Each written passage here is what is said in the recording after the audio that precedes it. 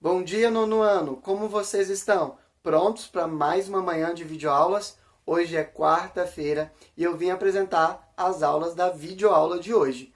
Hoje vocês terão uma aula de história, uma aula de inglês, uma aula de redação e uma aula de biologia. Pessoal, e as aulas ocorrerão nessa mesma sequência. A primeira aula, uma aula de história, ministrada pela Miss Aires. A segunda aula, uma aula de inglês, ministrada pelo Mister Steffley.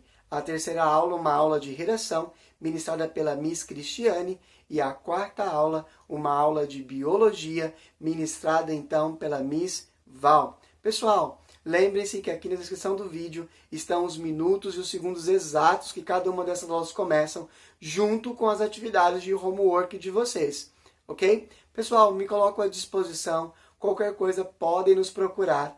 Uma ótima aula para vocês, uma boa quarta-feira e até amanhã. Fiquem com Deus.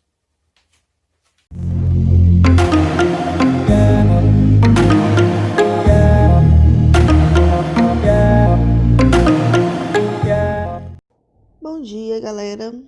Hoje a gente vai falar um pouquinho sobre a política da boa vizinhança, a relação aí dos Estados Unidos com os países da América Latina, que ficou conhecido como essa política da boa vizinhança. Os propósitos dos Estados Unidos, o que esses países da América conseguiram. Vamos discutir um pouquinho aí como foi aí esta relação. Então,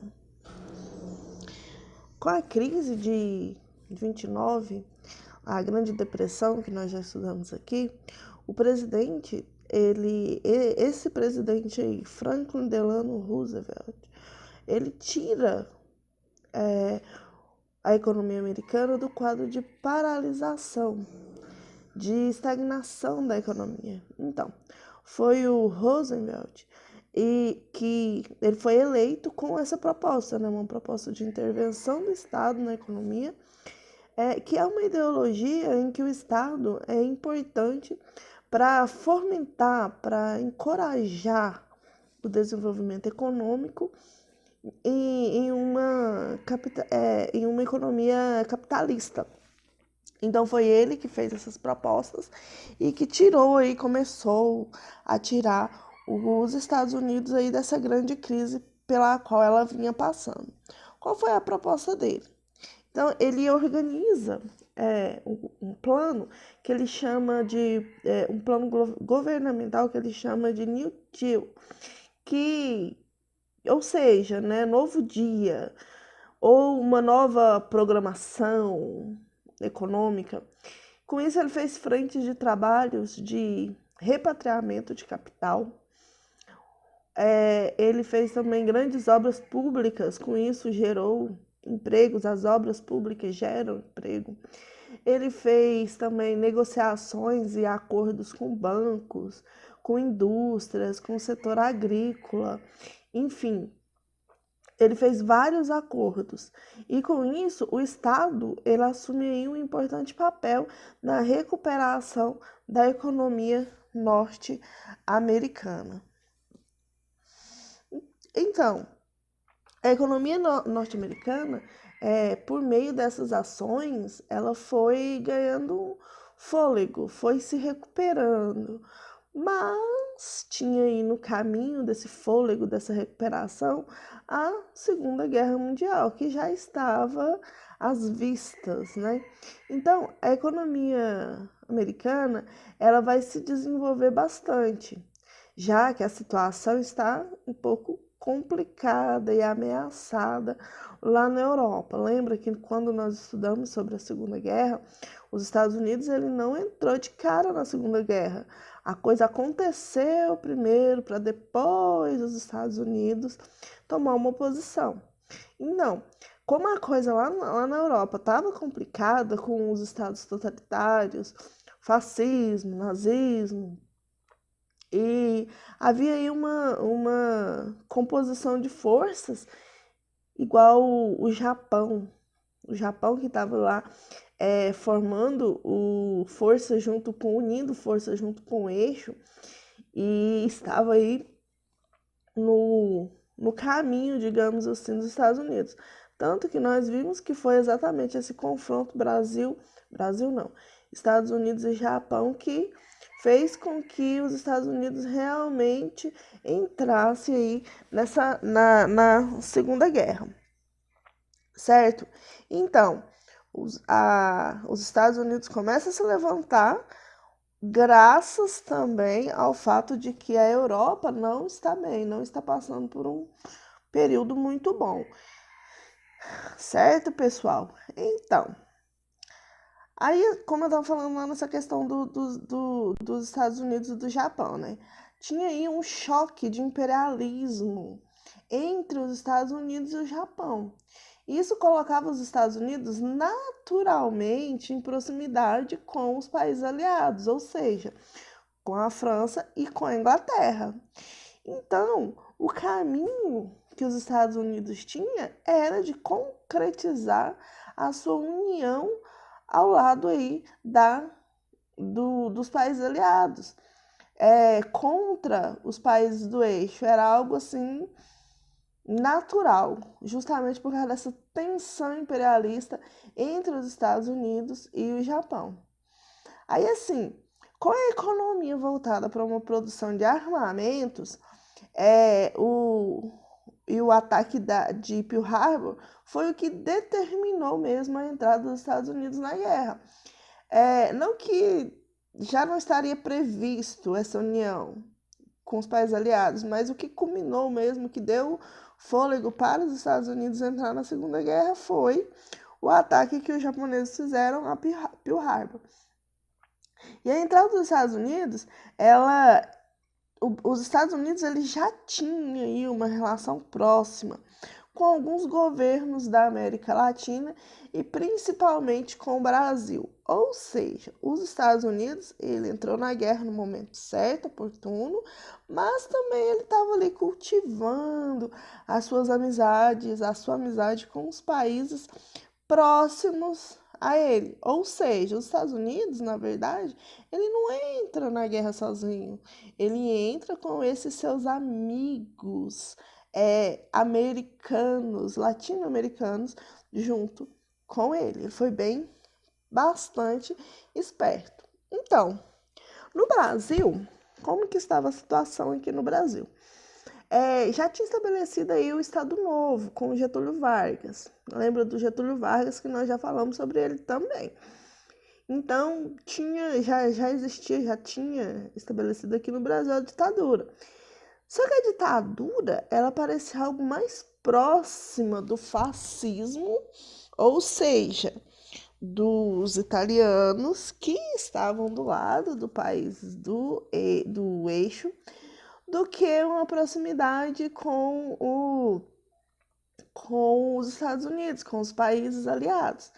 Então, aí, sabendo disso, é lógico, o governo dos Estados Unidos, eles começaram a conversar, a tentar aí fazer com que o Brasil não tivesse essas relações tão próximas com os países do eixo. Então, o Vargas, ele não se declarava fascista e também não se declarava nazista. O que o Vargas fazia, na verdade? Ele tinha esse jogo político, então ele jogava politicamente. Ele tinha o seu próprio projeto de desenvolvimento nacional, que envolvia aí a indústria. Então ele queria que a indústria ela tivesse aí mais investimento. Então ele fez essa jogada, nem ficou ao lado dos países do eixo, nem ficou ao lado dos países aliados. Ele ficou esperando aí quem dá mais, tipo um leilão. E foi o Roosevelt que financiou os projetos aí de construção da siderúrgica nacional. E a partir daí, então, digamos assim, quem levou foi os Estados Unidos. Nesse jogo político, os Estados Unidos acaba investindo no Brasil e o Brasil, então, ele passa a ter um papel aí importante na guerra, tanto é que o Brasil ele manda soldados, né? São os pracinhas brasileiros que conseguem ajudar a, a Inglaterra a conquistar seu território. São eles que conquistam aí alguns países. Então, o Brasil, ele tem, os pracinhos brasileiros, eles têm uma importante participação aí na Segunda Guerra Mundial. Então, com o apoio dos Estados Unidos à siderúrgica nacional, antes da guerra, os Estados Unidos eles já tinham uma política aí de aproximação com esses países da América Latina e queria que a América ela entrasse, óbvio, do lado dos Estados Unidos no confronto. Então, nesse período que se estabelece, antes um pouquinho de se estabelecer realmente os Estados Unidos como um país aliado, que vem aí essa política da boa vizinhança. Então, a política da boa vizinhança, ela não envolve apenas investimentos nos projetos dos países aliados, dos países da América Latina. Ela envolve aí uma proposta de valorização, digamos assim, da cultura latina dentro dos Estados Unidos. Ele promove também, deixa eu ver, construção dessa cultura para as pessoas dos Estados Unidos. Então, assim, o que eles fazem? Eles começam aí a construção de alguns personagens, por exemplo, que o Zé Carioca, por exemplo, é esse personagem que seria uma síntese do que é ser brasileiro. Então, eles jogam aí, o Walt Disney vem e começa a circular pelo país o Zé Carioca como esse brasileiro, essa síntese de brasileiro, que é quando o Donald vem ao Brasil visitar o Brasil, ele vem para o carnaval e conhece o Zé Carioca. Outro personagem também é a Carmen Miranda, que é convidada a representar, digamos assim, o Brasil, indo inclusive fazer filmes em Hollywood. Então, assim, tudo isso vem a favor dessa política da boa vizinhança. A integração e a valorização da cultura brasileira era uma aproximação mais interessante com os países aliados do que com os países do eixo. Então, quando os brasileiros entram na guerra, os estadunidenses eles já estão aí familiarizados com alguma cultura brasileira. Não é realmente o que é ser brasileiro, mas eles começam a implantar aí o que seria o que seria a cultura brasileira. Não vou entrar em detalhes dizendo que não foi algo positivo, não é algo positivo. A maneira como os países, todos os países de fora veem o Brasil, mas enfim, foi a maneira como o Brasil foi, digamos, vendido ao mundo, né? Esse país do carnaval, com mulheres bonitas, com alegria e tudo. Isso começou com essa política aí da boa vizinhança, onde o Brasil, os americanos começaram a se familiarizar com a cultura no Brasil. Ok, gente? Então, atividades para vocês. Essa atividade ela está na página 60. Na página 60 a atividade número 3. Na página 60 tem um livro, ou livro não, um texto. E você vai ler o texto na página 60. E na página 61 tem 3 questões só, A, B e C. Só essas 3 questões. Lê o livro, lê a atividade, lê o texto na página 60 e responder as 3 questões aí referente ao texto na página 61. As questões A, B e C, tá ok? Beijos para vocês e até a próxima, galera!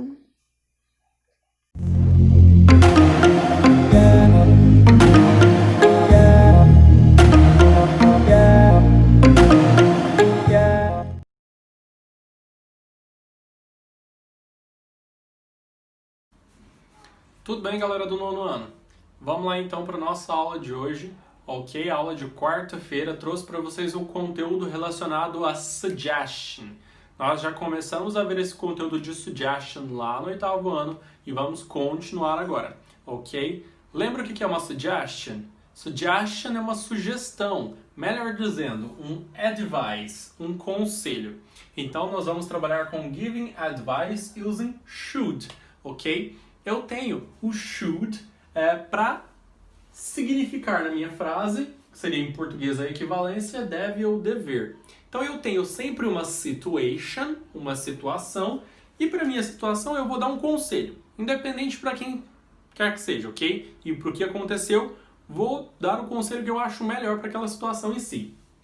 Eu tenho aqui duas situações, ok? Mas antes de tratar dessas situações, é uma música muito bacana e representativa que quando a gente trabalha, por exemplo, o should, a gente tem sempre escuta, na verdade, sempre tem os livros indicando essa música. E o livro de vocês também indica essa música, que é o Should I Stay or Should I Go, do The Clash. É uma música, tipo assim, já tava em propagandas de TV. A última propaganda que eu vi, se não me engano, foi tipo da Fiat or something like that. Alguma coisa assim. Na verdade, em Fiat em inglês a gente chama de Fiat. Alright. Então foi uma propaganda de carros, creio eu que foi, da Fiat, não lembro ao certo. Porém, se vocês puxarem a letra dela lá no letras.com ou no Vagalume, vocês vão ver a representatividade e o porquê, o que significa Should I Stay or Should I Go. Pensa na história da música, tenta avaliar a história, a situação em si, o que acontece e por que ele fala Should I Stay or Should I Go. Na verdade é uma situação toda complexa e que não, na verdade, uma pessoa vai dar um conselho para alguém sobre aquilo. Ele faz umas perguntas, né? Então, aqui no caso, eu tenho a minha frase afirmativa com tanana, should. Eu começo com o sujeito, depois eu aplico o should, né? Aqui no caso ele fez uma question, ok? É uma pergunta. Should I stay or should I go? Devo ficar ou devo ir? Ok? Beleza. Então aqui eu tenho a minha first situation, minha primeira situação, que é o seguinte. Maria fell down her bike and hurt her knee. Então a Maria estava ali, riding a bike, and she fell down. Caiu e hurt her knee. Arrancou o tampão do joelho. Não está escrito isso daqui, ok? Mas ela machucou o joelho. Então Maria should go to the hospital. É um conselho comum, um conselho normal, tanto é que é fácil de trabalhar com o should, ok? Eu simplesmente tenho aqui a pessoa, o sujeito da minha situação e eu vou repetir ela. Então, Maria. Aí eu preciso da minha palavra should para eu designar se a pessoa deve ou não deve. Então, should. E aí eu venho com o meu verbo em si, o meu verbo da frase, o meu verbo principal e o meu complemento. Então eu tenho o meu verbo e o meu complemento. Maria should. Should o quê? O que ela deve fazer? Should go to the hospital. Ela deve ir ao hospital. Second example that I have here for you. Leonard. Leonard era um cara muito à toa. Leonard pierced his tongue with a fork. Leonard estava lá having lunch, so much happy. He pierced his tongue with a fork. Então ele furou a língua com garfo. Super criativo essa, hein? Beleza. O que é uma suggestion para o Leonard? O que seria interessante para ele? Leonard should go to the emergency room. Então o Leonardo deve ir para emergency room, que emergency room faz referência ao pronto-socorro, ok? Que é a mesma coisa de go to the hospital.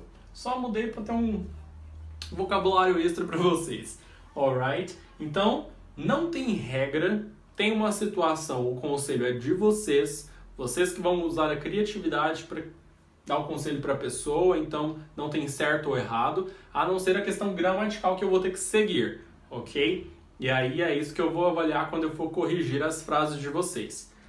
Que sim, não está aqui, porém vai vir um outro quadro daqui a pouco e aí eu vou estar explicando quais são as situations que vocês vão ter que trabalhar, ok? As sugestões que vocês vão ter que dar.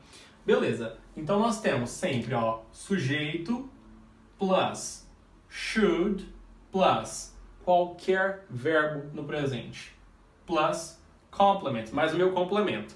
Assim como nós vimos lá atrás, quando eu dou um conselho, ele pode ser positivo, ele pode ser negativo. A pessoa deve fazer tal coisa, como a pessoa não deve fazer tal coisa. Então eu tenho minha situation. Eu posso utilizar tanto should no afirmativo quanto o shouldn't, que é o meu negativo. Aqui tá bem separado, mas é junto, tá? Deixa eu fazer de novo isso aqui. Shouldn't. Então, shouldn't, não deve, ok? Não deveria. Alright, guys? Então é basicamente isso. Se eu quiser dizer que alguém deve fazer alguma coisa, alguém should. Se eu disser que alguém não deve fazer tal coisa, alguém shouldn't. E aí eu sigo com o verbo, mais o complemento, normalzinho a minha estrutura. Eu só posso trocar a palavra should por shouldn't, sem fazer nenhuma outra modificação. Beleza? Segue então o próximo quadro com os exercícios. See you, guys! Então, galera, essas são as situations que nós temos. A primeira situation é: Carla was riding her motorcycle, a car hit her and she lost her little finger. A Carla estava pilotando sua moto quando um carro a atingiu e ela perdeu o dedinho da mão. Second, Adam noticed he has a black stain in 3 teeth. Então, o Adam percebeu que ele tem uma mancha preta em 3 dentes. Margaret is having troubles with her boss. A Margaret está tendo problemas com o chefe dela. E por último, Britney swallowed a bug while she was singing. A Britney, ela engoliu o inseto enquanto ela estava cantando. E aí fica por conta de vocês darem os conselhos com should ou com shouldn't, seguindo aquela estrutura que eu passei na primeira aula. Ok, galera? Então a criatividade fica por conta de vocês. Até a próxima aula. Bye, bye.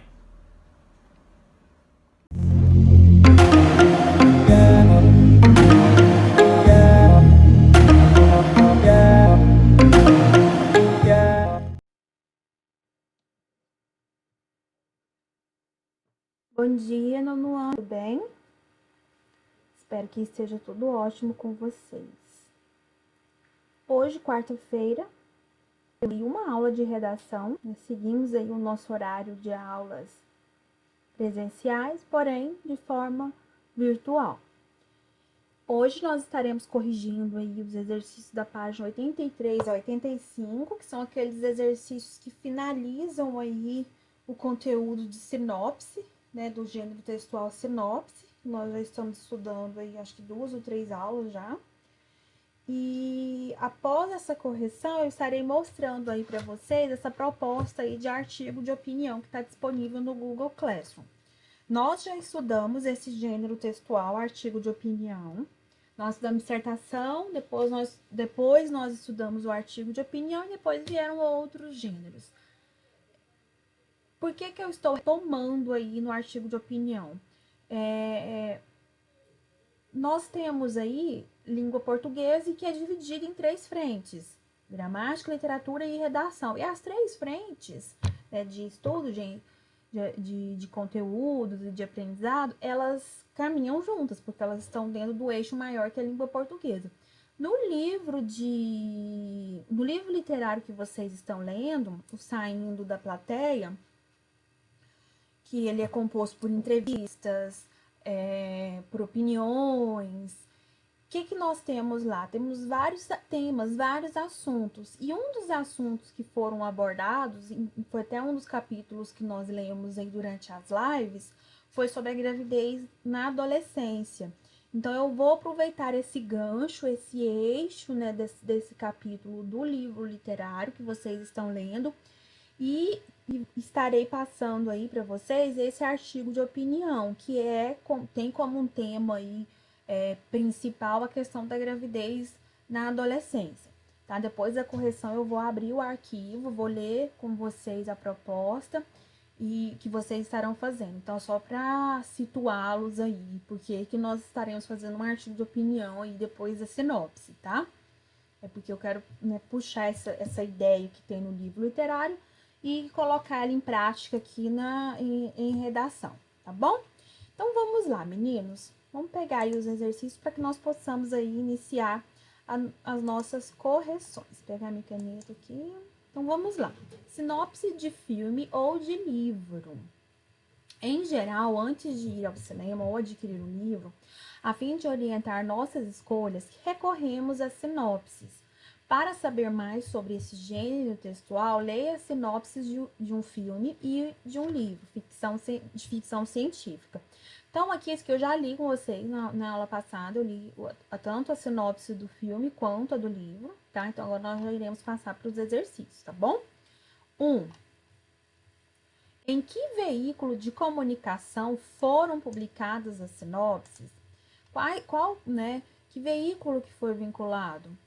Nós tivemos aí as duas, né, no caso, foram veiculadas em sites de internet. Aqui, esse aqui, né, do livro foi na Livraria Cultura e o do filme Interestelar foi no site Adoro Cinema. Então, ambos aí, né, as duas publicações, né, foram publicadas em sites da internet. Número 2. Com que objetivo essas sinopses foram produzidas?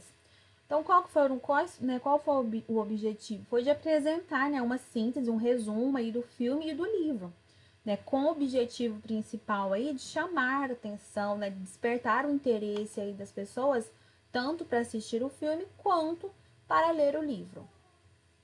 3. Os conteúdos do filme e do livro foram apresentados do mesmo modo? Explique. Não. Na sinopse do filme, a história foi resumida, sem apresentar o final. Já na sinopse do livro, foi apresentado o tema principal da história e a justificativa, né, para que, que seja lido aí esse romance, essa história. 4. Por que o final do filme não é explicado no texto A? Por quê, meninos? Porque se você coloca o final, né, o desfecho aí, o que acontece no final do filme, na sinopse, perde a graça. Aí você lê a sinopse e já não tem mais interesse em ver, porque você já sabe o que vai acontecer, né? Então, é para que as pessoas fiquem o quê? Curiosas e assistam ao filme.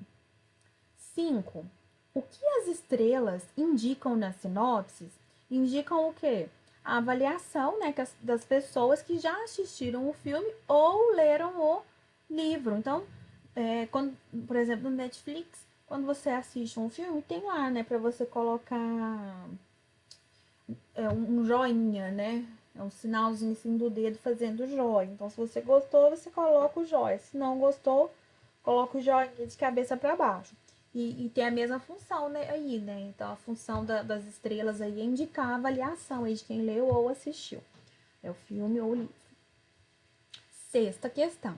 Por que antes de ler um livro e de ir ao cinema ou uma peça de teatro, é importante ler a ou a sinopses para ajudar o quê? Na escolha, né? Porque quando você lê a sinopse, você já fica com aquela expectativa, né? Você já fica com aquele interesse em ler ou assistir, né? Dependendo do que você escolheu.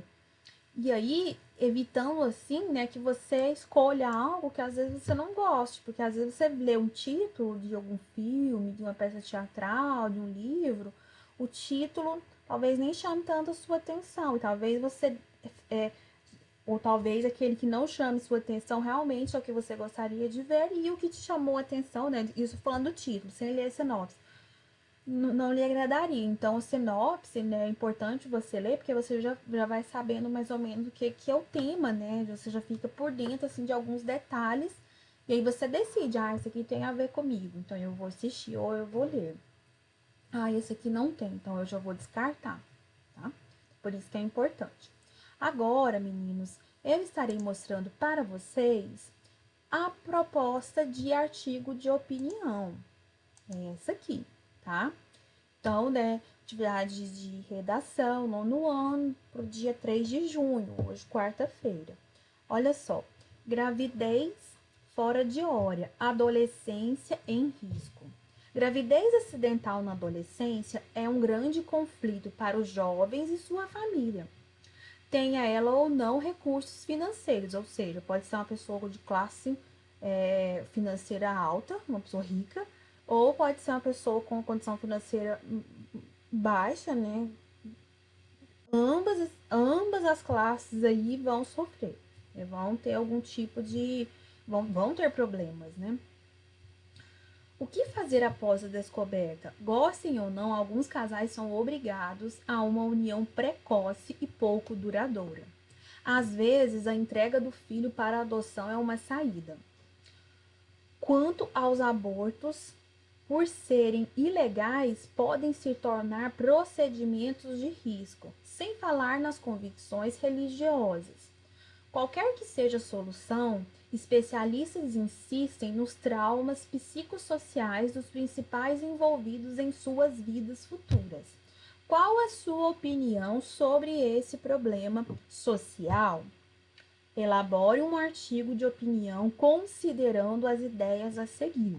Então, nós temos aqui uma introdução, né, que vem falando aí a questão, né, da gravidez na adolescência, de algumas, digamos, soluções aí, entre aspas, né, para resolver a situação, e muitas das vezes não dá certo, né, fala-se também das convicções religiosas, ou seja, tem a ver com o que cada família segue aí dentro dos princípios aí, né, da religião. Tem a questão dos abortos ilegais, que no Brasil não é regulamentado o aborto, então as pessoas se colocam em risco, colocando em risco a sua vida e gerando outros problemas. Então, é um apanhado geral aí dessa questão da gravidez acidental aí na adolescência. Agora aqui nós temos aí algumas entrevistas, algumas falas aí, tá? E tem as fontes aqui em que foram retiradas. Jovem engravidou para ficar com o namorado para sempre. Juno. Filme premiado que aborda um problema. Uma paixão avassaladora levou Paula a engravidar aos 18 anos do namorado que tinha 16. Pensava que uma criança seria nosso vínculo eterno. Aconteceu justamente o contrário. Na hora de buscar o resultado do exame de gravidez, já não fomos mais juntos. Folha de São Paulo, 20 de abril de 2008. Um aspecto econômico e social. A gravidez na adolescência é um problema relacionado à pobreza. Infelizmente, os índices continuam altos. E quase 90% das mães precoces cuidam dos filhos sem o parceiro.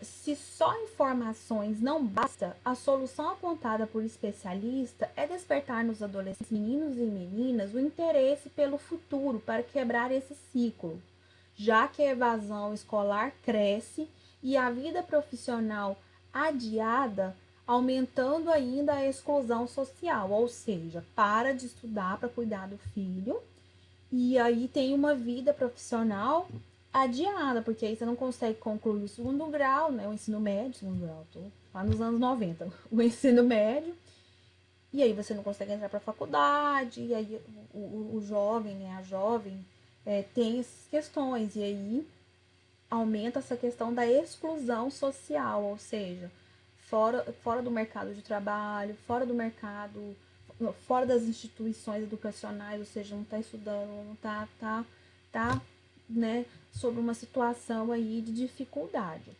Essa aqui é uma fala de Cissa Valeiro, do estado de São Paulo, 13 de abril de 2008, tá? Agora vamos aqui. Patriarcalismo e violência. Ainda? Então vamos aqui. Não, senhora, minha filha não fica grávida na minha casa, não. Porque fez besteira? Vai ter que se virar. Minha mulher não manda nada, não. Não adianta chorar, que a filha já vai pra rua. E não quero saber de netos sem pai. E se a irmã dela fizer essa safadeza, vai embora também. Que eu não criei filha para comprar vergonha. Mas uma coisa eu garanto, se eu pegar o que fez a ser vergonhesa, eu capo ele, tá entendendo? É uma entrevista de pai de adolescente grávida concedida a Flávia de Roberto, periodontista, em pesquisa do jornal sobre saúde bucal na gravidez. Osasco, São Paulo, 22 de 2008. Periodontista é uma área da odontologia que cuida da gengiva, da raiz do dente também. Então, aqui é a fala de um pai, né, que tem a filha aí grávida. Seguindo aí, gravidez precoce na contramão. O número de adolescentes que se tornou mãe na última década aumentou. Mais garotas de 15 a 17 anos passaram a cuidar de bebês entre 1996 e 2006. O estranho é pensar que, em todas as outras faixas etárias, a taxa de fecundidade caiu, ou seja, as pessoas com faixas etárias acima desses 17 anos, a quantidade de filhos diminuiu. Você tinha 3 filhos, agora só ter 2, 1 ou nenhum. O que será que aconteceu com essa galera? Por que será que o pessoal mais novo tem vacilado? Professor Marlos Pires Gonçalves mais. Para muitas meninas, ter filhos significa abandonar os estudos e as pretensões profissionais para tomar conta do seu bebê.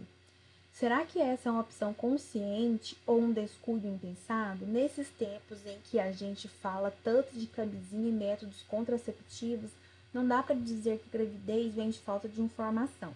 A questão é saber por que a informação não está sendo aplicada na prática. É uma fala aqui desse professor aqui, Mário Pires Gonçalves. Então aqui, meninos, vocês estarão o quê? Escrevendo um texto, um artigo de opinião, pegando aí, né, o tema geral, né, da gravidez na adolescência, e tem esses textos aqui como base, né, como base para vocês relembrarem um assunto e pensarem em outras situações, e se vocês quiserem pesquisar também sobre outras situações, outros exemplos, tá?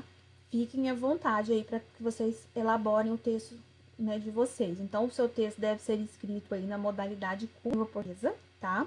Ah, mas aqui em cima apareceu aqui mulher, comprar. Sim, mas isso aqui é uma entrevista, é uma fala, né? Ela é transcrita, né, do jeito que a pessoa falou. No seu texto, não. Se você for colocar alguma coisa que foi quem, aí sim, mas a sua fala, a sua escrita tem que ser na norma culta. O texto não deve ser escrito em forma de poema ou narração, porque aqui nós estamos falando de um texto argumentativo, né? Um artigo de opinião, que nós já vimos aí, né? Tem até videoaula, não me lembro de que foi a videoaula, mas tem videoaula sobre artigo de opinião, falamos disso também em sala de aula presencial, né? Sobre os elementos que compõem. E o texto deverá ter no mínimo 20 linhas escritas. Por que eu falo escritas? Porque de vez em quando eu pego uns textos que é assim, ó. Colocou uma palavra, já contou como linha, tá? Não conta como linha. Conta como linha a partir da metade pra frente, tá? Então, colocou uma palavra e não contou como linha. E aí fica aquele monte de parágrafo pequenininho e aquele monte de palavrinhas soltas. O texto fica parecendo um desenho, aquele monte de lacuna em branco, tá? Isso que eu coloquei aqui, 20 linhas escritas, tá bom, meninos? Então, hoje essa foi a nossa aula de redação. Então, fizemos aí a correção dos exercícios da página 83 a 85.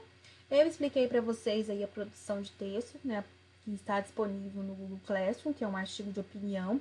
Relembrando que essa temática da gravidez na adolescência, que eu coloquei como tema, ela está interligada aos capítulos que nós lemos no livro, né, Saindo da Plateia, da Giselda da Porta, que é o livro que vocês estão lendo no segundo bimestre. Lemos partes do livro que falam sobre esse problema, sobre essa temática da gravidez precoce, né, da gravidez aí na adolescência, tá? Meninos, beijo pra vocês, um ótimo dia, tudo de bom aí pra cada um de vocês e até a próxima aula. Tchau, tchau.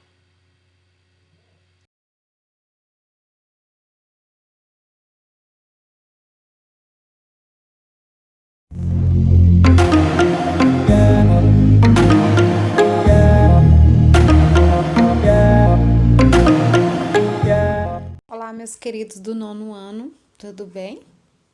Segunda lei de Mendel.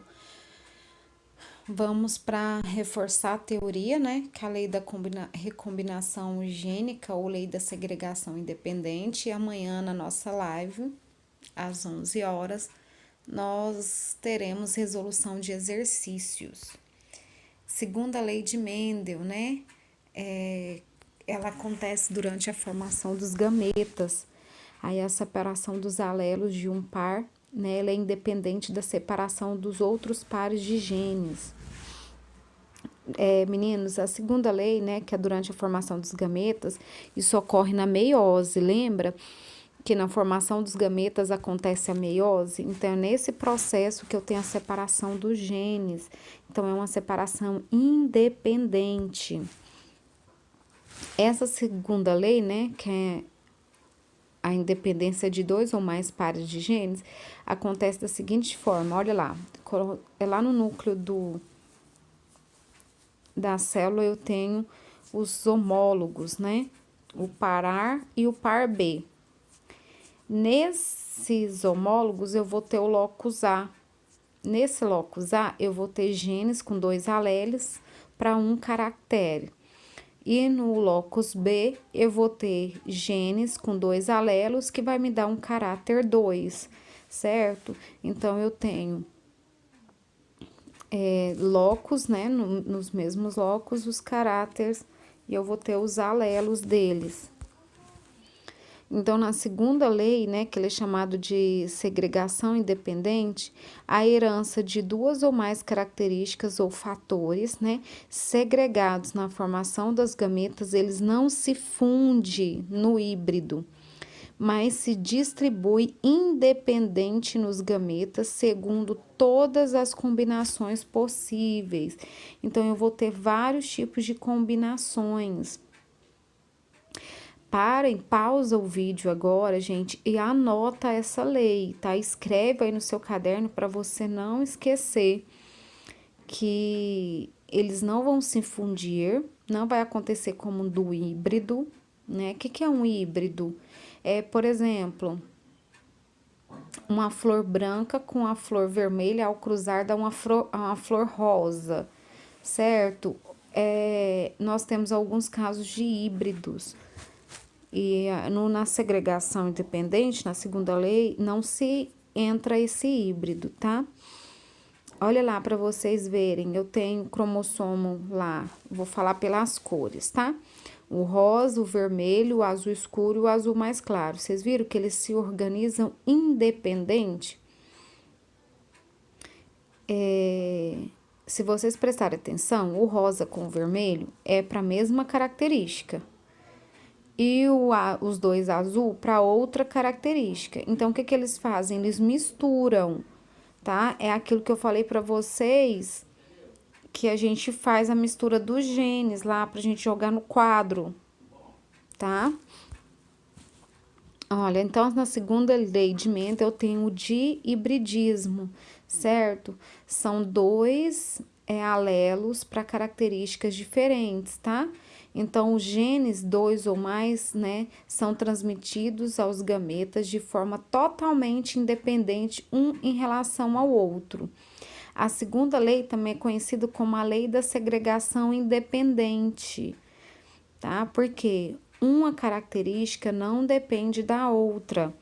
A meiose e a segunda lei de Mendel, elas estão correlacionadas. Por quê? Tá? Porque na meiose, lá nos gametas, que vai acontecer a meiose, vai acontecer essa separação de genes, certo?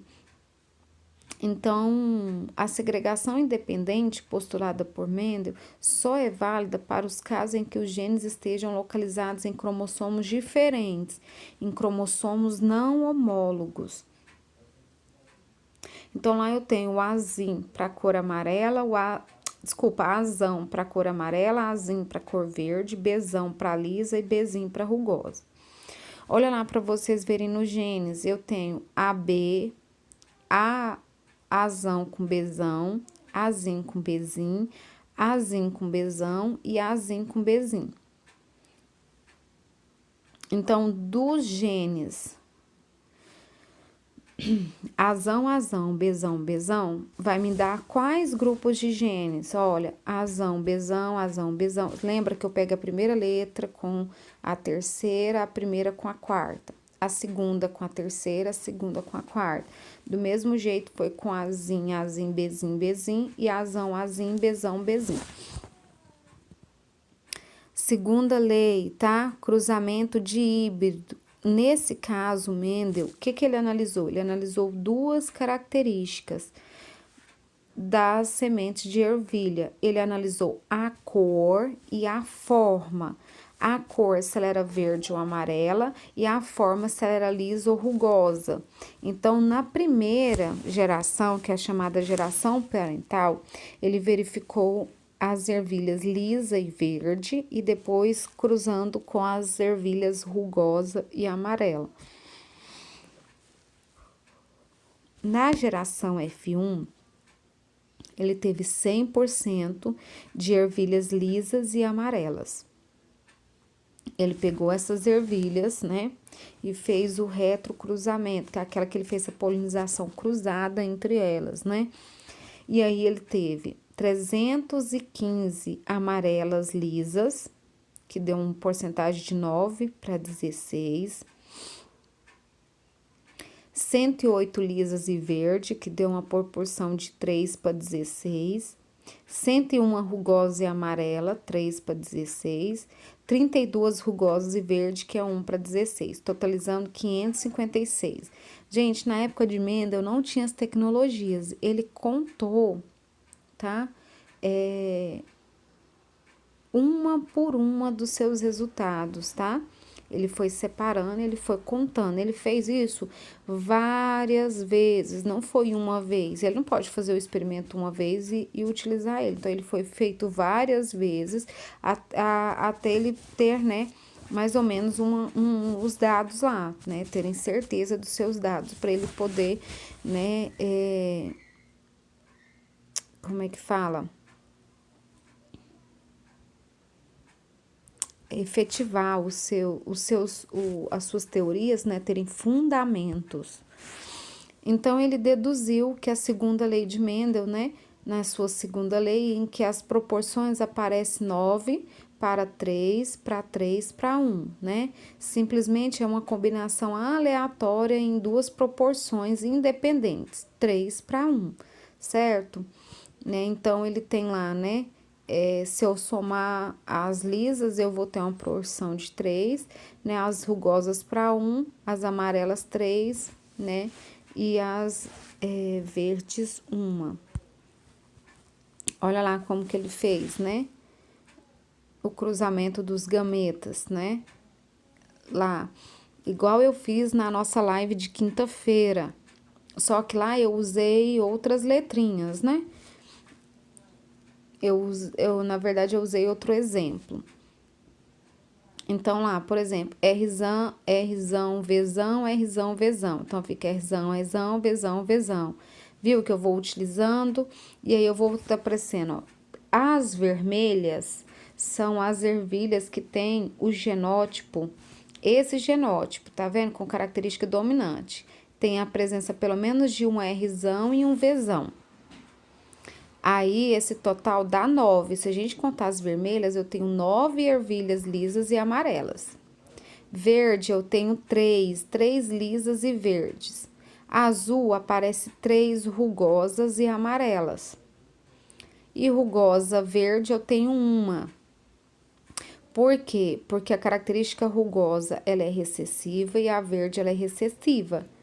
Então, se eu tenho lá, vamos pegar lá, Rzinho, Rzinho, Vzão, Vzão. Rzinho me dá a característica rugosa. Vzão, Vzão, amarelo. Olha, aparece 3 vezes. 2 para a característica homozigota, para amarela. E Vzão, Vzinho, né, que é heterozigota, mas que também condiciona a característica amarela, certo? Se quiserem pausar e copiar esse quadro para vocês verem como que separa os genes, também é interessante. Ah, olha aqui no quadro dessa proporção, olha aqui no cantinho, ó, proporção genotípica, que é o PG. Vocês viram que tem Rzão, Rzão, Vzão, Vzão, aparece uma vez no quadro. Rzão, Rzão, Vzinho, Vzão, Vzinho, 2. Rzão, Rzinho, Vzão, Vzão, 2. E Rzão, Rzinho, Vzão, Vzinho, 4 vezes. Olha, 4 com mais 4, ó, 4 com 2, 6, com mais 2, 8, com mais 1, 9. Por isso que eu tenho 9 lisas e amarelas, vocês entenderam? Olha, Rzão, Rzão, Vzinho, Vzinho, eu tenho uma. Rzão, Rzinho, Vzinho, Vzinho, eu tenho duas. 2 com 1, 3. Olha lá, 3 lisas. Ixi, peraí. Ah, vou ter que parar aqui e voltar. Empolguei, gente, desculpa. Olha lá, lisa amarela com lisa amarela. Me deu os gametas, né? E eu tive indivíduo, a F1 lá do cruzamento de Mendel, que elas são heterozigotas. Por isso que eu tenho esse resultado, tá? Olha aqui no quadro para vocês verem, ó. Olha lá, 9. Olha, 9 lisa amarela, 3 amarela rugosa, 3 verde lisa e 1 verde rugosa. Aqui tá desenhado no quadro, ó. Só que aqui, em vez de eu ter Vzão, Rzão, Rzão, Vzão, Vzão, eu tenho Azão e Bzão, tá?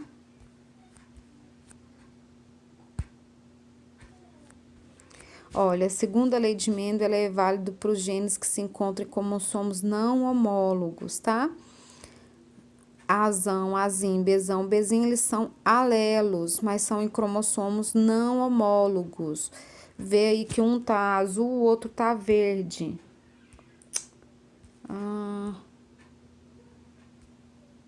Aqui, apresentar. Isso. Aí, meninos, eu tenho aí, né? Podem ver que o cromossomo lá de azul tem o azão do lado, o azinho do outro, e o de verde tem o bezão do lado, o bezinho do outro. Eles estão em cromossomos diferentes, mas o bezão com bezinho é homólogo. O não é homólogo, o azão, azinho com bezão, bezinho, eles não são homólogos. Então, o que eu vou fazer? Esses genes, eles se misturam durante a meiose e aí vai separar. O azão vai juntar com bezão, o azão com bezinho. O azinho com bezão, o azinho com o bezinho, certo? Eles não são alelos, mas eles vão se juntar para formar a característica. Por isso que a gente fala segregação independente. Olha, foi o que eu falei para vocês, tá vendo? Acontece a meiose. E aí eu separo os meus genes. Então, por exemplo, o meu azão, que vamos supor que é a cor do olho, e o B pro formato do rosto, eles podem manifestar ou não, são independentes, tá? São genes independentes. Aqui eu coloquei um exemplo, tá? Se vocês quiserem parar e copiar aí, e na próxima folha eu coloquei mais ou menos a resolução, ó.